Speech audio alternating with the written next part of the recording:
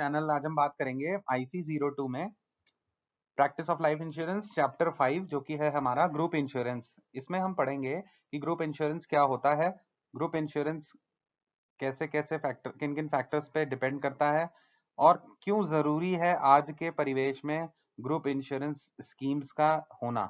जैसे कि आप कोई भी कंपनीज में है, प्राइवेट में है या पब्लिक में है, तो आप ये देखते होंगे कि कंपनीज ही आपके लिए एम्प्लॉयज के लिए इंश्योरेंस स्कीम्स लेके आती हैं जिसमें उनके ऑफिसर्स और उनकी फैमिली कवर्ड होती हैं। तो क्या नीड है, क्यों भाई, मतलब why are employers interested in their families and their staff कि उनका इंश्योरेंस स्कीम होना चाहिए और इससे क्या क्या बेनिफिट है, और डिफरेंट ग्रुप इंश्योरेंस स्कीम्स के बारे में हम इसमें पढ़ेंगे। क्या देखने वाले हैं हम कि ग्रुप इंश्योरेंस की के बारे में प्लस उसकी इंपॉर्टेंस के बारे में और डिफरेंट ग्रुप इंश्योरेंस स्कीम के बारे में। तो आइए देखते हैं कि ग्रुप इंश्योरेंस क्या होता है।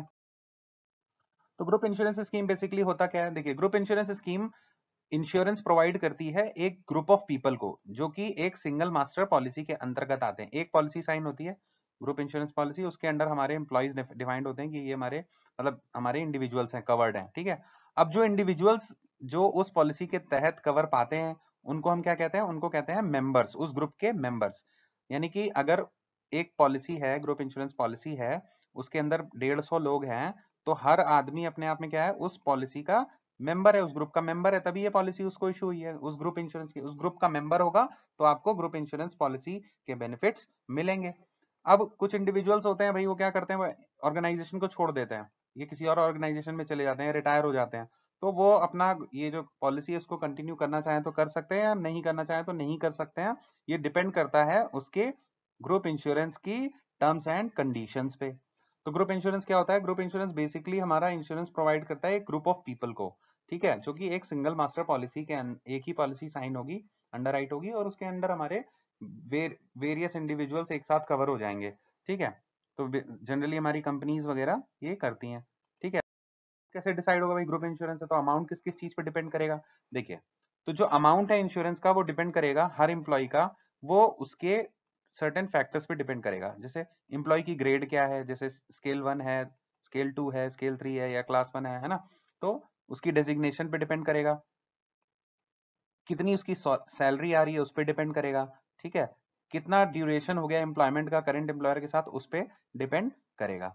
अब जितनी ज्यादा उसकी डेजिग्नेशन होगी उतना ज्यादा उसका सम इंश्योर्ड होगा, ठीक है। उसके सैलरी जितनी ज्यादा होगी उसके हिसाब से उसका सम इंश्योर्ड होगा, ठीक है। तो ये सारी चीजें हमारी ग्रुप इंश्योरेंस में देखी जाती हैं। ऐसा नहीं है कि किसी की सैलरी तो 10 लाख है तो उसको आप ग्रुप इंश्योरेंस के टर्म्स में आपको इंश्योरेंस पॉलिसी जो दे रहे हो वो 2 लाख की दे रहे हो, ऐसे तो नहीं होगा ना। तो जैसे जैसे आपकी ग्रोथ होगी वैसे वैसे आपकी इंश्योरेंस पॉलिसी का भी क्वांटम बढ़ता जाएगा, ठीक है। अब जो ग्रुप इंश्योरेंस है वो हमारी इंश्योरेंस कंपनी कभी भी टर्मिनेट कर सकती है, ठीक है, या एम्प्लॉयर जो है हर साल जो है उसको रिन्यू कराता है, अगर वो चाहे तो उसको रिन्यू ना कराए, ठीक है। Group insurance can be terminated by the insurance company or the employer at the end of any year, किसी भी साल में वो कर सकता है टर्मिनेट। क्योंकि हर साल आपको फॉर्म भर के देना पड़ता है ना कि हम अपना इंश्योरेंस में अमाउंट बढ़ाना चाहते हैं या प्रमोट होते हैं तो आपका अमाउंट ऑटोमेटिकली बढ़ जाता है ना। फिर apart from the group insurance provided by the employer, employer के अलावा जो ग्रुप इंश्योरेंस है ना, एम्प्लॉयर जो आपको ग्रुप इंश्योरेंस दे रहा है, पर्सनल इंश्योरेंस भी दे सकता है, एम्प्लॉय ले सकता है, एम्प्लॉय अपने आप, ठीक है, टॉप अप ले सकता है, कुछ चीजें वो ले सकता है। क्यों, as many person are covered under single contract, भाई एक कॉन्ट्रैक्ट आपने साइन किया, ठीक है, और उसके अंडर में मल्टीपल लोग आ गए तो उससे क्या बचा, उससे आपका एडमिनिस्ट्रेटिव कॉस्ट बहुत लो बढ़ा। क्यों, क्योंकि भैया वो हमारे इंडिविजुअल की चॉइस पे नहीं है कवर, आपको एक फ्लैट टाइप का दे रखा है, स्लैब्स दे रखे हैं, उसके हिसाब से आपका चीजें कवर हो रही हैं। तो एडवर्स सिलेक्शन आपका जो है वो लो है, मतलब 100 लोग हैं तो 100 में मान लीजिए कि 99% जो होंगे वो सही होंगे ना। ऐसा तो नहीं है कि 100 के 100, क्योंकि एम्प्लॉयर है, अपने एम्प्लॉयज की हेल्थ और वो सारी हिस्ट्री वगैरह जो भी है, तो आप काम कर रहे हो, आप हेल्दी हो गए, आप काम कर पा रहे हो, तो वो सारी चीजें नोन रहती हैं एक तरह से।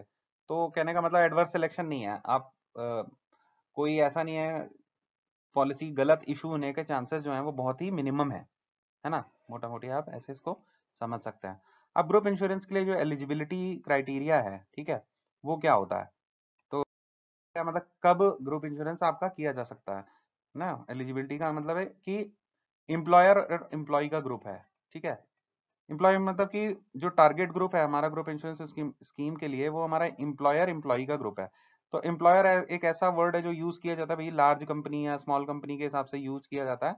अब मिनिमम नंबर हमारा मान लीजिए 20 से 25 के लोग हैं अगर, तो हमारा ये ग्रुप इंश्योरेंस स्कीम के लिए आप एलिजिबल हो जाते हो, आप करवा सकते हो। 15-20 लोग हैं अगर, तो आप अपना एम्प्लॉयर ग्रुप के लिए वैलिड हो, और आप फिर ग्रुप इंश्योरेंस स्कीम के अंतर्गत आप कोई भी मतलब ग्रुप इंश्योरेंस ले सकते हो।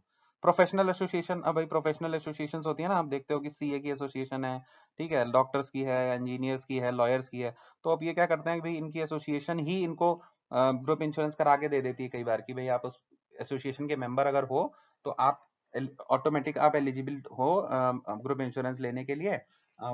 ऐसे करके आप ग्रुप इंश्योरेंस ले सकते हो। तो प्रोफेशनल एसोसिएशन हो गया आपका, जैसे सीएस का होता है ना, डॉक्टर्स का एसोसिएशन होता है, और इंजीनियर्स का होता है। अब कोऑपरेटिव सोसाइटीज का अगर आप मेंबर हो, ठीक है, और ऐसी ऑर्गेनाइजेशन है जो भाई हमारे म्यूचुअल बेनिफिट के लिए वर्क करती हैं। आप कोऑपरेटिव सोसाइटी, जैसे आप अपना यूनाइटेड इंडिया है या न्यू इंडिया है, ठीक है, तो इनकी कोऑपरेटिव सोसाइटीज होती हैं। तो उससे आप क्या कर सकते हो, इंडिविजुअल्स अपना अपना कंट्रीब्यूशन करके एक सोसाइटी मेंटेन करते हैं।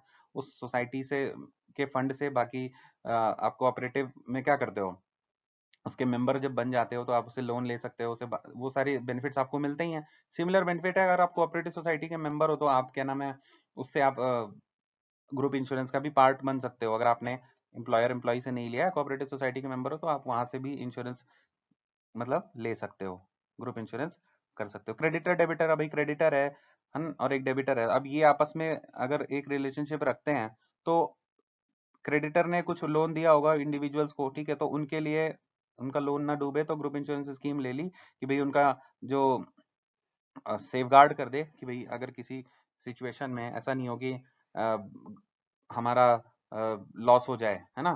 तो उससे बचने के लिए क्रेडिटर डेबिटर में ये रिलेशनशिप वाले लोग भी अपना ग्रुप इंश्योरेंस स्कीम्स मतलब फेवर करते हैं कि होना चाहिए, क्योंकि उनका अगर कुछ हो जाएगा, ग्रुप इंश्योरेंस स्कीम मान लीजिए कि बैंक्स हैं या एनबीएफसीज हैं, वो हमारे जो लोन्स हम देते हैं कस्टमर्स को, अब हम कस्टमर्स का इंश्योरेंस करा देंगे, ठीक है, ग्रुप इंश्योरेंस करा दें, तो in the event of any miss happening आपका जो लोन है वो कवर्ड होगा ना इंश्योरेंस में, तो आप इंश्योरेंस कंपनी आपको पे कर सकती है।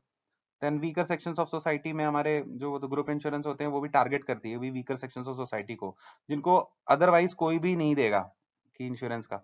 तो क्या होगा कि ग्रुप इंश्योरेंस इन लोगों के लिए, वीकर सेक्शंस के लिए ग्रुप इंश्योरेंस बना दिया आपने। अब ऐसे समझिए कि ये जो प्रधानमंत्री सड़क वो पीएम दो आई है ना, सुरक्षा बीमा, तो ये क्या है, ये 10 रुपए 12 रुपए में इट इज काइंड ऑफ कि भाई बहुत सारे लोगों को एक साथ बेनिफिट देने के लिए आप कर ही रहे हो ना। तो सिमिलर में क्या है कि ऐसी स्कीम्स आती रहती हैं जो आप वीकर सेक्शन ऑफ सोसाइटी के लिए आप कर सकते हो, ठीक है। तो नेक्स्ट इस वीडियो में हम इतना ही रखते हैं कि ग्रुप इंश्योरेंस के लिए एलिजिबिलिटी क्राइटेरिया क्या है। नेक्स्ट हम पढ़ेंगे कि ग्रुप इंश्योरेंस पॉलिसीज के फीचर्स क्या होते हैं नेक्स्ट वीडियो में, ठीक है। तो स्टे ट्यून वॉचिंग, अभी इसको इतना ही रखते हैं क्योंकि थोड़ा अपलोडिंग में इशू आ रहा था, तो मैंने वीडियोस को थोड़ा शॉर्ट किया है। Thank you for watching, please like and subscribe the channel, thank you.